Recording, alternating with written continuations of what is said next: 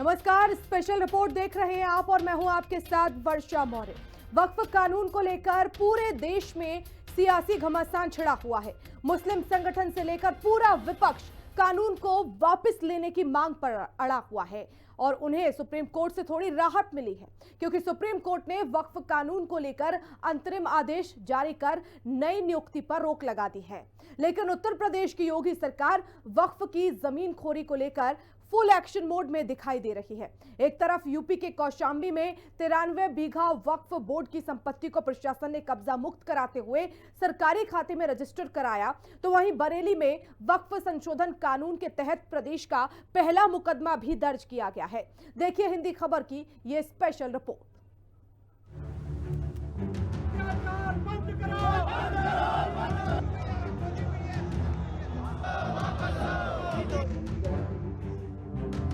और ये मुसलसल मुसलमानों को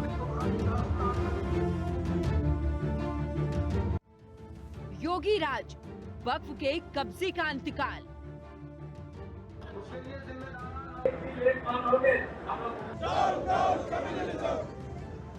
फर्जी ट्रस्ट बनाकर सरकारी जमीन पर कब्जा, तो बरेली में वक्फ के कब्जे पर योगी की स्ट्राइक।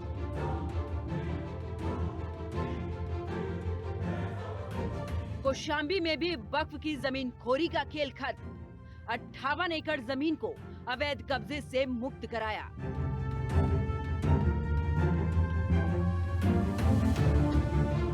नए वक्फ कानून के खिलाफ मुस्लिम संगठनों और विपक्षी दलों ने कई राज्यों में आंदोलन छेड़ रखा है।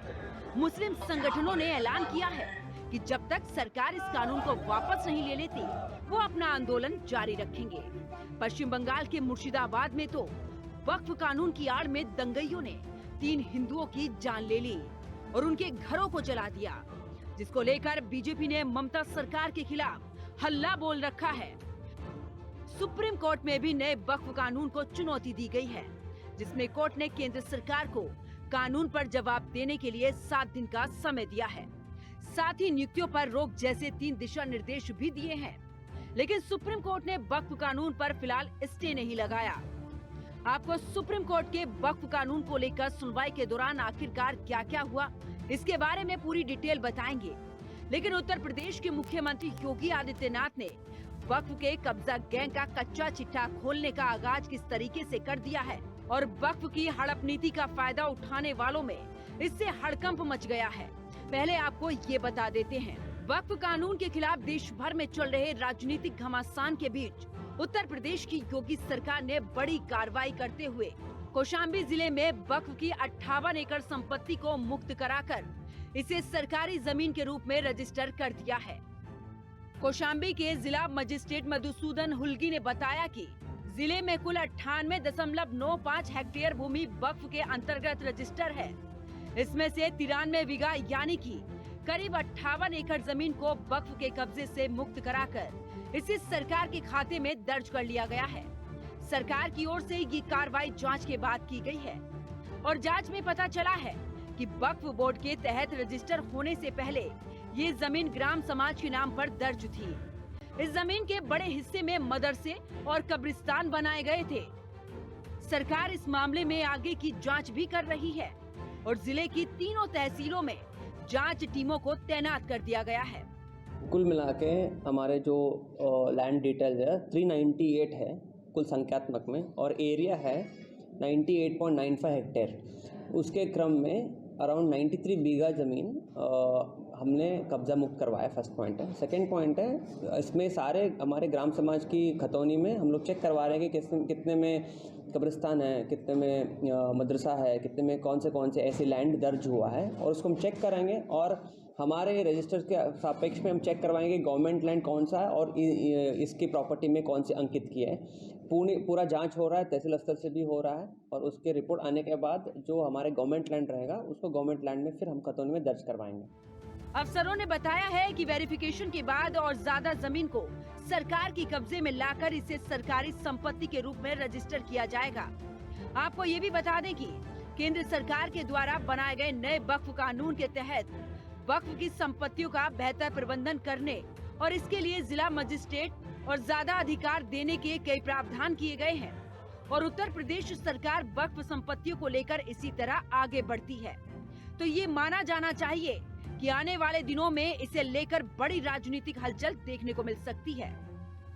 उत्तर प्रदेश में कई जगहों पर वक्फ कानून के विरोध में हो रहे प्रदर्शन के चलते माहौल पहले से ही गर्म है।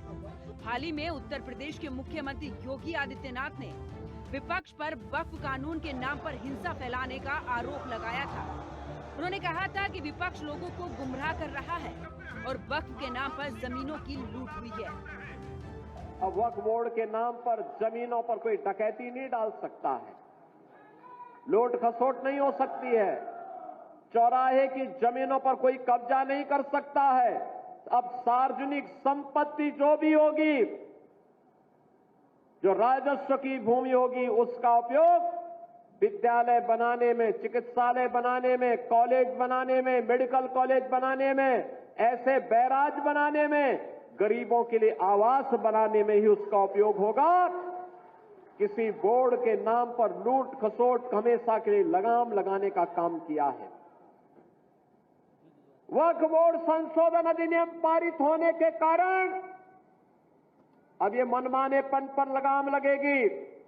मैं इसके लिए प्रधानमंत्री मोदी जी का, गृह मंत्री अमित शाह जी का हृदय से आभार व्यक्त करता हूं, क्योंकि उत्तर प्रदेश में भी लाखों एकड़ लैंड वक्फ बोर्ड के नाम पर नाजायज तरीके से कब्जा करने का काम हुआ था। इसमें किसी गरीब का कल्याण नहीं हो रहा था, चंद लोगों के लिए लूट का एक माध्यम बन गया था।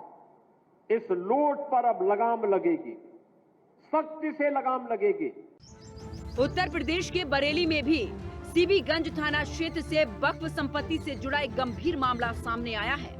आरोप है कि यहाँ के सरनिया गांव की 3 बीघा सरकारी जमीन को कब्रिस्तान बताकर उस पर अवैध कब्जा कर लिया गया और उसे एक फर्जी ट्रस्ट के नाम पर रजिस्टर्ड करवा दिया गया।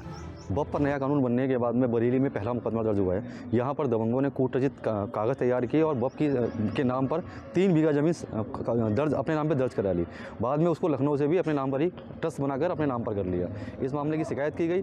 शिकायत करने के बाद जांच हुई। जांच में पता लगा कि ये गलत तरीके से कूटरचित कागज़ों के आधार पर गलत तरीके से कब्जा किया गया है। इसके बाद एसएसपी ने कार्रवाई करते हुए 11 लोग के खिलाफ इसमें मुकदमा दर्ज किया है। मुकदमा दर्ज होने के बाद सारे के सारे आरोपी घर से फरार हो गए हैं।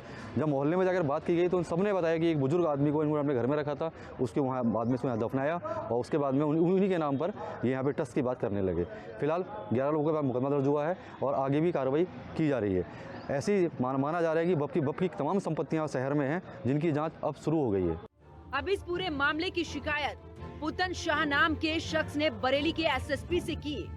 पुतन शाह ने बताया कि गांव के ही सब्जी अली नामक व्यक्ति ने एक फकीर सैयद हामिद हसन के नाम का सहारा लेकर कब्रिस्तान के नाम पर सरकारी जमीन पर कब्जा किया और हामिद हसन की मौत के बाद वहां पक्की मजार बनवा दी गई। फिर उस जमीन को दरगाह बताकर एक ट्रस्ट के नाम पर 24 नवंबर 2020 को रजिस्टर करा लिया गया। शिकायत में ये भी बताया गया है कि इस फर्जी ट्रस्ट का नाम सैयद हामिद हसन दरगाह चैरिटेबल ट्रस्ट रखा गया। इसमें ट्रस्टी के तौर पर सब्जी अली ने खुद को, अपनी पत्नी जकीरा और 4 बेटियों फरानाज, गुलनाज, सना जाफरी और राहिला जाफरी को शामिल किया है। इसके अलावा मनीष कुमार नामक व्यक्ति को भी ट्रस्ट में जोड़ा गया है, जिसे इस पूरे फर्जीवाड़े का मास्टरमाइंड बताया जा रहा है। आपको बता दें कि जमीन पर कब्जा करने के बाद झाड़ फूंक और तंत्र मंत्र का काम शुरू किया गया। वहां आने वाले लोगों से पैसे वसूले जाने लगे। जब पुतन शाह ने इसका विरोध किया तो उसके साथ मारपीट की गई। तो वहीं अब बरेली के एसएसपी के आदेश पर जब राजस्व विभाग ने जमीन की जांच की तो ये पाया गया कि जमीन सरकारी संपत्ति है और वास्तव में कब्रिस्तान की जमीन है, जिस पर अवैध कब्जा किया गया है। कल दिनांक 16 अप्रैल को थाना सीबीगंज अंतर्गत एक एफआईआर दर्ज की गई है, जिसमें एक व्यक्ति सब्जे अली पुत्र महमूद अली द्वारा कब्रिस्तान की भूमि, जो कि सरकारी ज़मीन के रूप में राजस्व अभिलेखों में दर्ज है, इसको कूटरचित डॉक्यूमेंट्स तैयार कर ज़मीन पर अवैध कब्जा किया गया। इस कब्जा की गई ज़मीन को वक्फ कब्रिस्तान बताते हुए सेंट्रल वक्फ बोर्ड लखनऊ से संपत्ति संख्या 2214 पर दर्ज कराकर अपने परिवारजनों को ट्रस्ट का सदस्य बनाकर स्वयं प्रबंधन समिति का यह अध्यक्ष बन गया। माननीय न्यायालय द्वारा भी एक सिविल केस में अपने निर्णय में इस प्रकरण में अभिलेखों की कूटरचना होना पाया गया है। इस संपूर्ण प्रकरण में वादी पुत्तन शाह पुत्र जुल्फिकार शाह की तहरीर पर अभियुक्त सब्जे अली व 10 अन्य अभियुक्तों के विरुद्ध FIR दर्ज की गई है, जिसमें IPC की धाराएं धारा 323, 504, 506, 420, 467, 471, 447 और 120B के अंतर्गत दर्ज की गई है। IPC के धाराओं के अंतर्गत ये इसलिए दर्ज किया गया है क्योंकि ये पूरा प्रकरण 2020-21 का है। FIR नंबर 177/25 थाना सीबीगंज में पंजीकृत की गई है। SP सिटी के निकट पर्यवेक्षण में त्वरित विवेचना सुनिश्चित करते हुए अभियुक्तों के विरुद्ध कठोर कार्रवाई सुनिश्चित की जाएगी। जांच के बाद सीबीगंज थाने में 11 लोगों के खिलाफ FIR दर्ज की गई। ये FIR वक्फ संशोधन कानून लागू होने के बाद बरेली में दर्ज पहला मामला है, जिससे ये साफ हो गया है कि कुछ लोग सरकारी जमीन को फर्जी तरीके से वक्फ संपत्ति बनाकर निजी लाभ उठा रहे थे। पुलिस इस मामले की गंभीरता से जांच कर रही है और आरोपियों पर कड़ी कानूनी कार्रवाई की तैयारी की जा रही है। सैयद हामिद हसन मियां थे, जिन्हें नशे के इंजेक्शन लगा के वो मजरूब थे और सैयद थे, तो उन्हें इंजेक्शन लगा के सब्जे अली ने अपने घर में बंधक बना के रखा और लोगों से ये कहा बहुत बड़े मियां हैं, संत हैं ये, और इनका जो कहने से सब कुछ हो जाएगा। कुछ दिन के बाद उनका इंतकाल हुआ तो उनका यहाँ दफीना करा दिया गया। अब उनके नाम पे उसने सिविल कोर्ट में ये दावा किया कि मियाँ ये चाहते थे कि यहाँ गरीबों के लिए एक मदरसा बने, गरीबों के लिए एक अस्पताल बने और यहाँ एक मुसाफिर खाना बने। उन्होंने इसके लिए एक फर्जी ट्रस्ट बनाया, ये कह के कि ये आराजी मेरी है, और उसमें एक फर्जी ट्रस्ट बनाया और उसे सब रजिस्ट्रार के यहाँ से रजिस्टर्ड करा लिया। फिर उसके बाद उसने एक सुन्नी सेंट्रल बोर्ड ऑफ वक्फ लखनऊ से एक वक्फ में दर्ज करा दी एक कमेटी। प्रशासन की कोशिश है कि इस तरह के और फर्जी मामलों को भी खोजा जाए और सख्त कदम उठाए जाएं। वक्फ संपत्तियों को लेकर ये आरोप अक्सर लगता है कि वक्फ बोर्ड गैर मुसलमानों या अन्य लोगों की जमीनों पर अवैध दावा करता है। कुछ मामलों में वक्फ बोर्ड सदियों पुराने दान पात्रों के आधार पर जमीनों पर दावा करता है, जिसकी वैधता संदिग्ध हो सकती है। और सीएम योगी ने ये साफ भी कर दिया है कि यूपी में अब वक्फ के नाम पर किसी की माफियागिरी नहीं चलने देंगे। ये वही दल है, ये व्यवहारिक धरातल पर भी दलित और वंचितों का अधिकार छीनने के अधिकारी होते हैं। आप देखते होंगे कहीं दलितों की झोपड़ी पर, उनकी जमीन पर कब्जा करने वाले कोई लोग होंगे तो इन्हीं दलों से जुड़े हुए लोग होंगे। ये सर्वाधिक कब्जा करते हैं। और ठीक बात है कि सरकार का डंडा है, सरकार उनको ठीक भी करती है, दुरुस्त भी करती है कि जिससे वे लोग गरीबों की, वंचितों की जमीनों पर कब्जा न कर सके। लेकिन फिर भी उनके द्वारा किस प्रकार के राग अलापे जाते हैं, हमें आश्चर्य होता है। ये वही राज्य है और यह देश वही देश है जिस देश में वक्फ के नाम पर लाखों एकड़ लैंड कब्जे की गई है और उनके पास कोई कागज नहीं, कोई राजस्व रिकॉर्ड नहीं। और राजस्व रिकॉर्ड नहीं तो सभी को वापस लेने की कार्रवाई, जब इस संशोधन विधेयक संसद में पारित हुआ है और अब इस पर कार्रवाई हो रही है, तो इसके लिए हिंसा भड़काई जा रही है। दरअसल यूपी में वक्फ बोर्ड की 1.32 लाख प्रॉपर्टीज मौजूद हैं, जिसमें से सुन्नी वक्फ बोर्ड 1,24,355 संपत्तियों को वक्फ के रूप में रजिस्टर किया है, तो वहीं शिया वक्फ बोर्ड ने 7,785 संपत्तियों को वक्फ के रूप में रजिस्टर किया है। जबकि यूपी के राजस्व विभाग के रिकॉर्ड में सिर्फ 2,963 संपत्तियां ही वक्फ के नाम पर दर्ज हैं, जिससे साफ है कि वक्फ की 1,29,177 संपत्तियां अवैध हैं। करीब 11,712 एकड़ सरकारी संपत्तियों पर अवैध कब्जा है। तो वहीं मिल रही रिपोर्ट के मुताबिक यूपी में बड़े पैमाने पर तालाब, पोखर, खलिहान और ग्राम समाज की जमीनों को भी वक्फ घोषित किया गया है, जिसे सरकार ने पूरी तरह से अवैध माना है। ऐसे में नया वक्फ कानून बनने के साथ ही योगी सरकार ने उत्तर प्रदेश में वक्फ की अवैध संपत्तियों को चिन्हित करने का मिशन शुरू कर दिया है, जिसमें अब नतीजे भी सामने आने लगे हैं। पिछले कुछ महीनों से उत्तर प्रदेश का संभल सुर्खियों में बना हुआ है। संभल को उसकी पुरानी पहचान वापस दिलाने के बाद योगी सरकार ने यहाँ भी वक्फ की कब्जा नीति पर प्रहार शुरू कर दिया है। संभल के चंदोसी तहसील में स्थित प्रसिद्ध जुनेटा शरीफ दरगाह की वक्फ संपत्ति की जांच शुरू हो गई है। 6 साल से दरगाह के नाम पर करोड़ों के फर्जीवाड़े का आरोप है। तहसीलदार धीरेन्द्र प्रताप सिंह 5 दिन पहले लेखपाल और कानूनगो के साथ दरगाह पहुंचे थे। जुनेटा गांव के जावेद नाम के शख्स ने सीएम योगी के पास शिकायत दर्ज कराई है। शाहिद नाम के व्यक्ति ने दादा मुआजमिया शाह की मजार और जनेटा में कई दूसरी मजारों से जुड़ी जमीन पर अवैध कब्जा कर लिया है, जिसके बाद तहसीलदार ने शाहिद से इससे जुड़े हुए सभी डॉक्यूमेंट्स मंगाए हैं। जांच में ये पता चला है कि राजस्व अभिलेखों में कहीं भी ये वक्फ संपत्ति नहीं है, बल्कि ये दरगाह के नाम पर दर्ज है और चकबंदी में भी ये दरगाह के नाम पर दर्ज हुई थी, जबकि दावेदारों का कहना है कि ये वक्फ संपत्ति है। अब जांच के बाद ही पता चलेगा कि कब्जा किस तरह और किस आधार पर है। वक्फ संशोधन बिल अब कानून बन चुका है।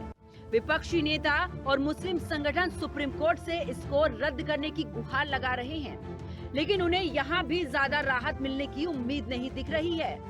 वक्फ संशोधन कानून पर गुरुवार को सुप्रीम कोर्ट में करीब 1 घंटे तक सुनवाई हुई, जिसके बाद कोर्ट ने केंद्र सरकार को कानून पर जवाब देने के लिए 7 दिन का समय दिया है। वहीं सरकार के जवाब के बाद याचिकाकर्ताओं को 5 दिन में जवाब देना होगा। हालांकि सर्वोच्च अदालत ने वक्फ कानून पर फिलहाल स्टे नहीं लगाया है, लेकिन कोर्ट ने कहा है कि अगले आदेश तक सरकार को 3 निर्देश मानने होंगे, जिसमें नए वक्फ कानून के तहत नियुक्तियों पर रोक, अगले आदेश तक संपत्तियों की स्थिति भी नहीं बदलेगी, कोर्ट से वक्फ घोषित संपत्ति डीनोटिफाई नहीं होगी, वो वक्फ बाय यूज हो या वक्फ बाय डीड। कोई भी अपॉइंटमेंट, बल्कि उन्होंने स्टे नहीं किया है। जो भारत सरकार के सॉलिसिटर जनरल है, उन्होंने अपना स्टेटमेंट दिया है कि अगली तारीख तक न तो काउंसिल में न वक्फ बोर्ड में कोई अपॉइंटमेंट जो संशोधित कानून है उसके अनुसार किया जाएगा। दूसरा बात, जो माननीय अदालत ने कहा कि जो वक्फ बाय यूजर है, जो रजिस्टर्ड हैं और गैजेटेड हैं, उसको गवर्नमेंट डी नोटिफाई नहीं करेगी टिल द नेक्स्ट डेट। तो बड़ी इंपॉर्टेंट बात है कि जो रजिस्टर्ड एंड गैजेटेड हैं वही सिर्फ डी नोटिफाई नहीं होंगे, उसके अलावा संशोधन के हिसाब से सरकार कार्रवाई करने को स्वतंत्र है। इसके अलावा सुप्रीम कोर्ट ने कहा कि कानून के खिलाफ दायर 70 याचिकाओं की जगह सिर्फ 5 याचिकाएं ही दायर की जाए, उन्हीं पर सुनवाई होगी। इस मामले की अगली सुनवाई अब 5 मई को दोपहर 2 बजे होगी। आम आदमी पार्टी के विधायक और दिल्ली वक्फ बोर्ड के पूर्व चेयरमैन अमानतुल्लाह खान ने सुप्रीम कोर्ट के फैसले का स्वागत किया है और कहा कि जैसा वो चाहते थे वैसा ही हुआ। वहीं बाकी विपक्षी नेता भी कोर्ट के आदेश से खुश नजर आ रहे हैं। और ये हिस्टोरिकल फैसला है। जैसी उम्मीद इस पूरे मुल्क की आवाम को थी, वैसा ही ये फैसला है। शुक्रिया अदा करता हूं कि जिस तरह की राजनीति आज भाजपा इस मुल्क के अंदर कर रही है, नफरत पैदा कर रही है, भाइयों के अंदर झगड़े कराने की कोशिश कर रही है। और ये जो बिल अमेंडमेंट लेकर आए थे, इसका मकसद भी यही था कि वक्फ बाय यूजर जो जमीनें हैं, हर गांव में, हर जगह में, मस्जिदों में नमाजें रोकी जाएं, कब्रिस्तानों में दफीने रोके जाएं, और इसमें आपस में हिंदू भाई मुसलमान भाई धर्म की बुनियाद पर झगड़ा करें। तो आज मैं तहे दिल से शुक्रगुजार हूं सुप्रीम कोर्ट का और उन तमाम वकीलों का और उन लोगों का जिन लोगों ने हमारा साथ दिया, दुआएं की हमारे लिए। वक्फ की तमाम मसाजिद, तमाम दरगाहें, तमाम कब्रिस्तान ऐसे ही महफूज रहेंगे जैसे पहले थे। हमें खुशी है कि माननीय सर्वोच्च न्यायालय ने फिलहाल जो अपॉइंटमेंट है उस पर अभी स्टे कर दिया है, और जो वक्फ प्रॉपर्टीज़ हैं, चाहे वो वक्फ बाय यूज़र हों या अनरजिस्टर्ड हों, अभी उस पर फिलहाल किसी प्रकार की कोई उसके अंदर चेंज बदलाव नहीं होगा। तो और हम उम्मीद करते हैं जो 1 हफ्ते का समय सरकार ने मांगा है, उसके बाद में फिर 5 दिन का समय हम लोगों को भी दिया जाएगा जवाब देने के लिए। 5 साल प्रैक्टिसिंग मुसलमान का तो रहेगा, अब उसको कौन डिसाइड करेगा? अब कोई महिला है, उसको कौन डिसाइड करेगा? तो ऐसे कई उसमें जो अमेंडमेंट्स के जरिए लॉ बनाया गया है, हम उसके आज भी मुखालिफत कर रहे हैं और कल भी अपोज करते रहेंगे। और लीगली हम सुप्रीम कोर्ट में चैलेंज किए, हम उसको उन तमाम चीजों को violation of the fundamental rights मानते हैं। नए वक्फ कानून के बाद केंद्र और राज्य सरकारों के पास वक्फ के खातों का ऑडिट कराने का अधिकार होगा, जिससे किसी भी तरह के भ्रष्टाचार को रोका जा सकेगा। अब वक्फ बोर्ड सरकार को कोई भी जानकारी देने से मना नहीं कर सकता। साथ ही ये भी नहीं कह सकता कि कोई जमीन सैकड़ों साल पहले से किसी धार्मिक मकसद से इस्तेमाल हो रही थी तो वो जमीन उसकी है। और इसका ट्रेलर अब यूपी में दिखने लगा है। बरेली से लेकर कौशाम्बी और संभल तक वक्फ की कब्जा नीति पर प्रहार शुरू हो गया है। हिंदी खबर की स्पेशल रिपोर्ट।